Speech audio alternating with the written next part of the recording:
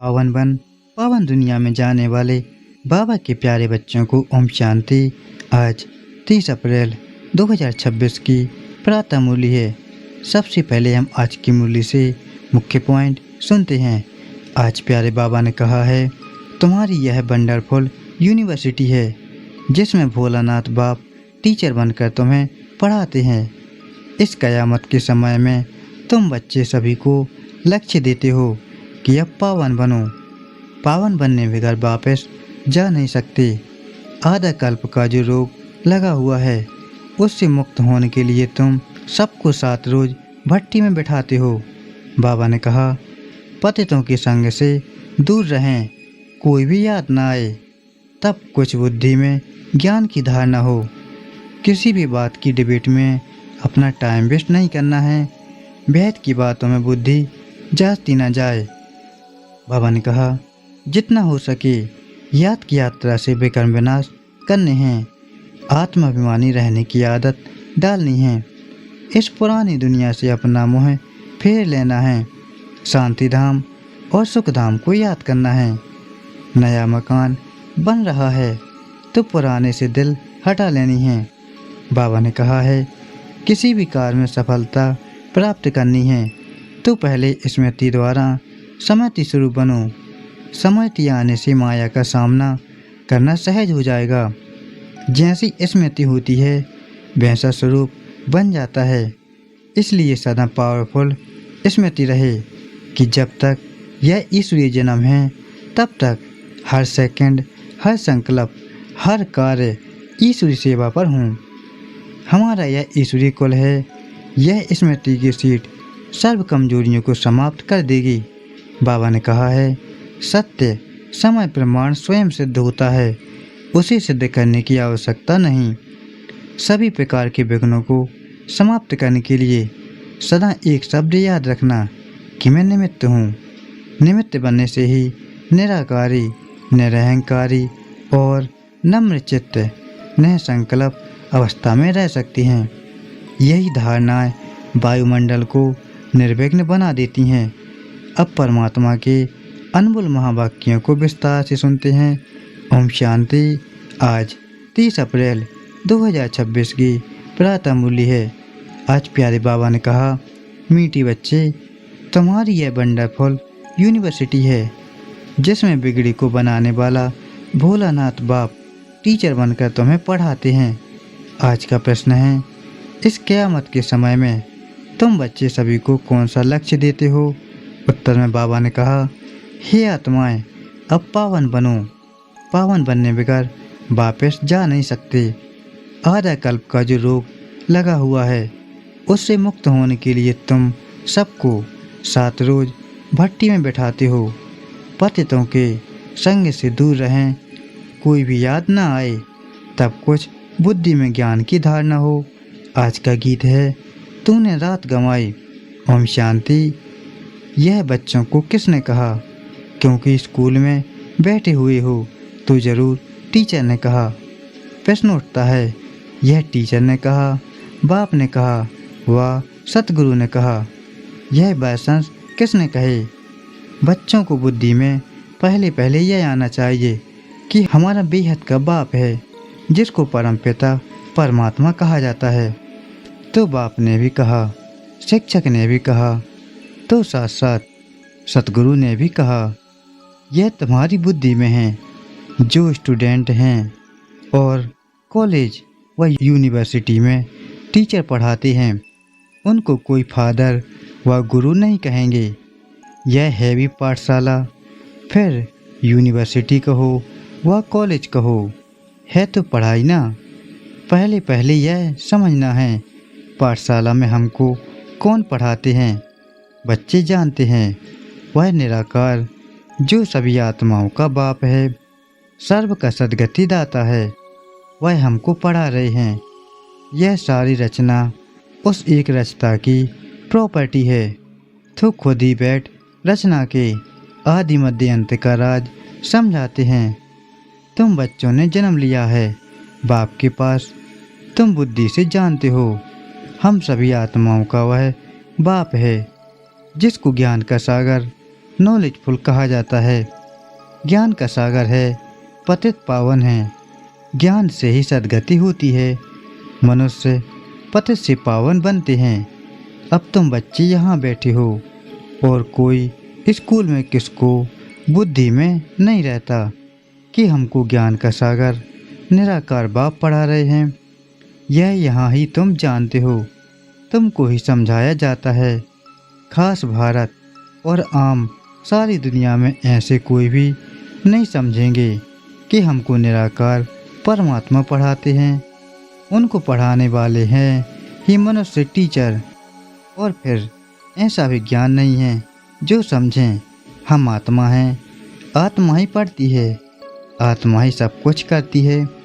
फलानी नौकरी आत्मा करती है इन ऑर्गन्स द्वारा। उनको तो यह रहता है कि हम फलाना हैं। झट अपना नाम रूप याद आ जाता है। हम यह करते हैं, हम ऐसे करते हैं, शरीर का नाम ही याद आ जाता है। परंतु वह रॉन्ग है। हम तो पहले आत्मा हैं ना, पीछे यह शरीर लिया है। शरीर का नाम बदलता रहता है, आत्मा का नाम तो नहीं बदलता। आत्मा तो एक ही है। बाप ने कहा है मुझ आत्मा का एक ही नाम शिव है। यह सारी दुनिया जानती है। बाकी इतने सब नाम शरीरों पर रखे जाते हैं। शिव बाबा को तो शिव ही कहते हैं, बस उनका कोई शरीर नहीं दिखाई पड़ता। मनुष्य के ऊपर नाम पड़ता है, मैं फलाना हूँ। हमको फलाना टीचर पढ़ा रहे हैं, नाम लेंगे ना।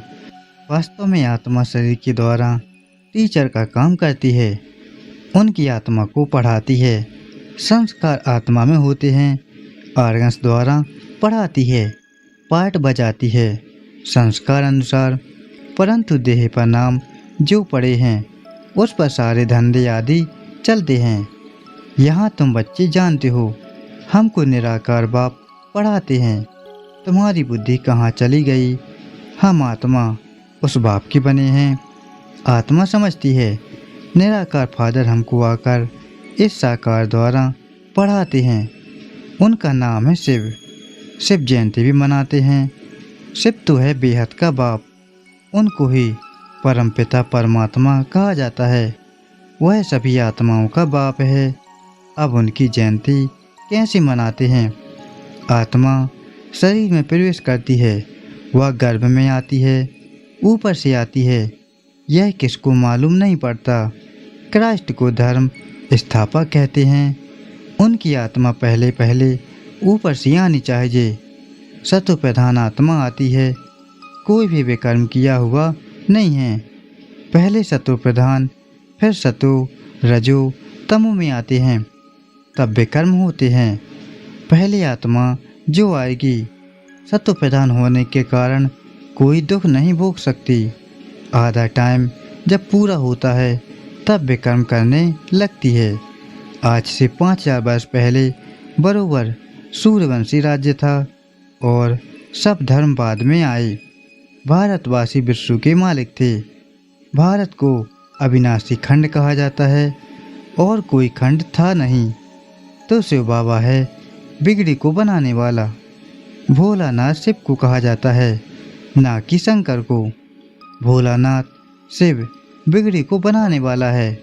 शिव और शंकर एक नहीं हैं, अलग अलग हैं। ब्रह्मा विष्णु शंकर की कोई महिमा नहीं है। महिमा सिर्फ एक शिव की है जो बिगड़ी को बनाते हैं। कहते हैं मैं साधारण बूढ़े तन में आता हूँ। इसने 84 जन्म पूरे किए, अब खेल पूरा हुआ।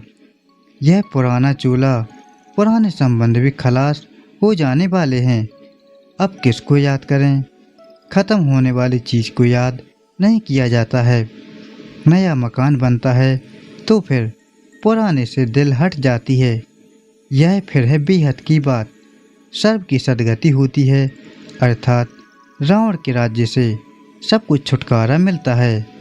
रावण ने सबको बिगाड़ दिया है। भारत बिल्कुल ही कंगाल भ्रष्टाचारी है। लोग भ्रष्टाचार समझते हैं, करप्शन, एडल्ट्रेशन को, चोरी ठगी को।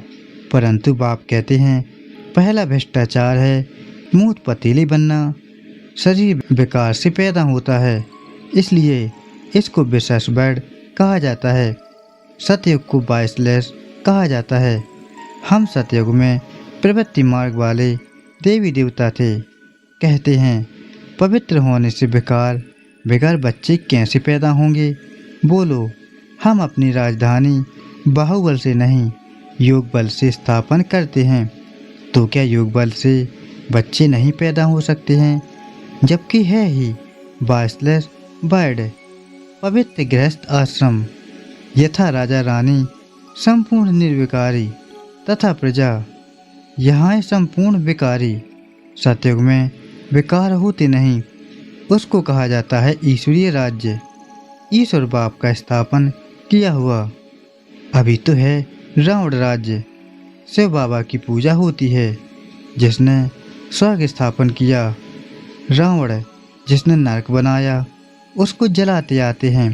द्वापर कब सुन हुआ यह भी किसको पता नहीं है। यह भी समय की बात है। यह है ही तमो प्रधान आसुरी दुनिया, वह है ईश्वरीय दुनिया। उसको स्वर्ग देवी पावन दुनिया कहा जाता है। यह है नरक पतित दुनिया। यह बातें भी समझेंगे वही जो रोज पढ़ेंगे। बहुत कहते हैं फलानी जगह स्कूल थोड़ी ही है। अरे हेड ऑफिस तो है ना, तुम जाकर डायरेक्शन ले जाओ। बड़ी बात तो नहीं है। षष्ठी चक्र को सेकंड में समझाया जाता है। सतयुग त्रेता पास्ट हो गया, फिर द्वापर कलयुग यह भी पास्ट हुआ। अब यह संगम युग। नई दुनिया में जाने के लिए पढ़ना है। हर एक का हक है पढ़ना। बाबा हम नौकरी करते हैं। अच्छा, एक हफ्ता ज्ञान ले फिर चले जाना, मुरली मिलती रहेगी। पहले 7 रोज भट्टी में जरूर रहना है। भले 7 रोज आएंगे, परंतु सबकी बुद्धि एक जैसी नहीं रहेगी। 7 रोज भट्टी माना कोई की भी याद ना आए, कोई से पत्र व्यवहार आदि भी ना हो। सब एक जैसा तो समझ नहीं सकते। यहाँ पतितों को पावन बनना है। यह पतितपना भी रोग है। आधा कल्प के महारोगी मनुष्य हैं, उनको अलग अलग बिठाना पड़े, कोई का भी संग ना हो। बाहर जाएंगे उल्टा सुल्टा खाएंगे, पतित के हाथ का खाएंगे। सतयुग में देवताएं पावन है ना, उनके लिए देखो खास मंदिर बनाते हैं। देवताओं को फिर पतित छू न सके। इस समय तो मनुष्य बिल्कुल पतित भ्रष्टाचारी हैं। शरीर विष से पैदा होता है, इसलिए इनको भ्रष्टाचारी कहा जाता है। सन्यासियों का भी शरीर विष से बना हुआ है। बाप कहते हैं पहले पहले आत्मा को पवित्र होना है, फिर शरीर भी पवित्र चाहिए। इसलिए पुराने इम्प्योर शरीर सब विनाश हो जाने हैं, सबको वापस जाना है। यह है कयामत का समय। सबको पवित्र बन वापस जाना है। भारत में ही होलिका मनाते हैं। यहाँ 5 तत्वों के शरीर तमो प्रधान हैं। सतयुग में शरीर भी सत्व प्रधान होते हैं। श्री कृष्ण का चित्र है ना, नरक को लात मारना होता है, क्योंकि सतयुग में जाना है। मुर्दे को भी जब शमशान में ले जाते हैं तो पहले मुँह शहर तरफ पैर शमशान तरफ करते हैं, फिर जब शमशान के अंदर घुसते हैं तो मुँह शमशान तरफ कर देते हैं।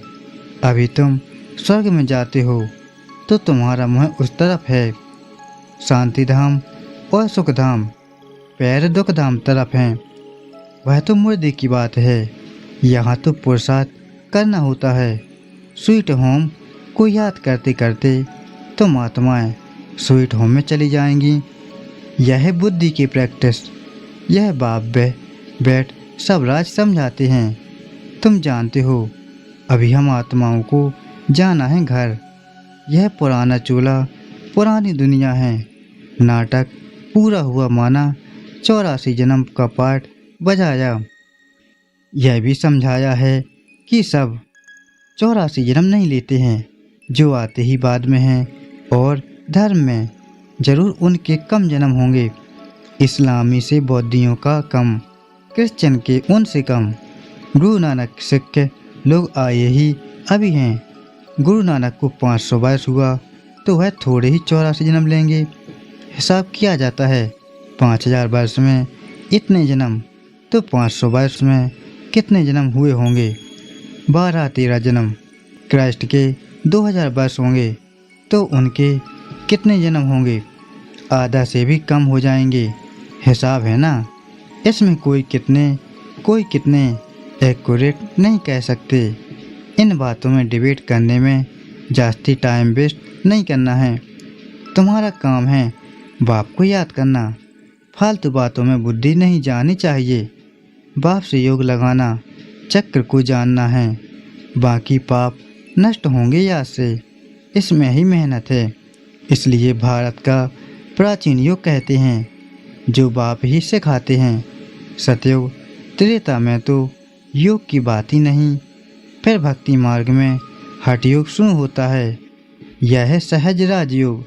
बाप कहते हैं मुझे याद करने से पावन बनेंगे। मूल बात याद की है, कोई भी पाप नहीं करना है। देवी देवताओं के मंदिर हैं क्योंकि पावन हैं। पुजारी लोग तो पतित हैं। पावन देवताओं को स्नान आदि कराते हैं। वास्तव में पतित का हाथ भी नहीं लगना चाहिए। यह सब है भक्ति मार्ग का रस्म रिवाज। अभी तो हम पावन बन रहे हैं, पवित्र बन जाएंगे तो फिर देवता बन जाएंगे। वहाँ तो पूजा आदि की दरकार नहीं रहती। सर्व का सद्गति दाता है ही एक बाप। उनको ही भोलानाथ कहते हैं। मैं आता हूँ पतित दुनिया, पतित शरीर में, पुराने रावण राज्य में। हाँ, कोई के भी तन में प्रवेश कर मुरली चला सकते हैं। इसका मतलब यह नहीं कि सर्वव्यापी हैं। हर एक में तो अपनी अपनी आत्मा है। फार्म में भी लिखवाया जाता है तुम्हारी आत्मा का बाप कौन है, परंतु समझते नहीं हैं। आत्माओं का बाप तो एक ही होगा। हम सब विदेश हैं, फादर एक है, उनसे वर्षा मिलता है जीवन मुक्ति का। वही लिबरेटर गाइड है, सभी आत्माओं को ले जाएंगे स्वीट होम। इसलिए पुरानी दुनिया का विनाश होता है। होलिका होती है ना, शरीर सब खत्म हो जाएंगे, बाकी आत्माएं सब वापस चली जाएंगी। सतयुग में तो फिर बहुत थोड़ी होंगे। समझना चाहिए कि स्वर्ग की स्थापना कौन कराते हैं, कलयुग का विनाश कौन कराते हैं। सो तो क्लियर लिखा हुआ है। कहते हैं मिठरा घुरता घुराए, प्यार करो तो प्यार मिलेगा। बाप कहते हैं जो मेरे अयत बहुत सर्विस करते हैं, मनुष्य को देवता बनाने की, वह जास्ती प्यारे लगते हैं। जो पुरुषार्थ करेंगे वही ऊंच वर्षा पाएंगे। वर्षा आत्माओं को पाना है परमात्मा बाप से। आत्माभिमानी बनना पड़े। कोई बहुत भूलें भी करते हैं, पुरानी आदतें पक्की हो गई हैं तो कितना भी समझाओ वह छूटती नहीं। उससे अपना ही पद कम कर देते हैं। अच्छा, मीठे मीठे सी खिलाड़ी बच्चों प्रति माता पिता बाप दादा का याद प्यार और गुड मॉर्निंग। रूहानी बाप की रूहानी बच्चों को नमस्ते। हम रूहानी बच्चों की रूहानी माता पिता बाप दादा को याद प्यार गुड मॉर्निंग और नमस्ते। शुक्रिया बाबा, आपका पद्म पद्म गुना शुक्रिया। आज धारणा के लिए मुख्य सार है। पहला है, किसी भी बात की डिबेट में अपना टाइम वेस्ट नहीं करना है। वैद की बातों में बुद्धि जास्ती ना जाए। जितना हो सके याद की यात्रा से विकर्म विनाश करने हैं। आत्माभिमानी रहने की आदत डालनी है। दूसरा है, इस पुरानी दुनिया से अपना मुँह फेर लेना है। शांति धाम और सुखधाम को याद करना है। नया मकान बन रहा है तो पुराने से दिल हटा लेनी है। आज का दिव्य वरदान है, ईश्वरीय कुल की स्मृति द्वारा माया का सामना करने वाले सदा समर्थ स्वरूप भव। किसी भी कार्य में सफलता प्राप्त करनी है तो पहले स्मृति द्वारा समर्थ स्वरूप बनो। समर्थ आने से माया का सामना करना सहज हो जाएगा। जैसी स्मृति होती है वैसा स्वरूप बन जाता है। इसलिए सदा पावरफुल स्मृति रहे कि जब तक यह ईश्वरीय जन्म है तब तक हर सेकंड, हर संकल्प, हर कार्य ईश्वरीय सेवा पर हूँ। हमारा यह ईश्वरीय कुल है। यह स्मृति की सीट सर्व कमजोरियों को समाप्त कर देगी। आज का स्लोगन है, सत्य समय प्रमाण स्वयं सिद्ध होता है, उसे सिद्ध करने की आवश्यकता नहीं। आज के लिए प्यारे बाबा का अव्यक्त इशारा है, महान बनने के लिए मधुरता और नम्रता का गुण धारण करो। मेजॉरिटी के सामने सर्विस में बाधा डालने वाला मुख्य विघ्न आता है। मैंने यह किया, मैं ही यह कर सकता हूँ। यह मैंपन आना, इसको ही कहा जाता है ज्ञान का अभिमान, बुद्धि का अभिमान, सर्विस का अभिमान। इन रूपों में ही विघ्न आते हैं। इस प्रकार के विघ्नों को समाप्त करने के लिए सदा एक शब्द याद रखना कि मैं निमित्त हूँ। निमित्त बनने से ही निराकारी, निरहंकारी और नम्रचित्त, निसंकल्प अवस्था में रह सकते हैं। यही धारणाएं वायुमंडल को निर्विघ्न बना देती हैं। अच्छा, ओम शांति। शुक्रिया बाबा। ओम शांति।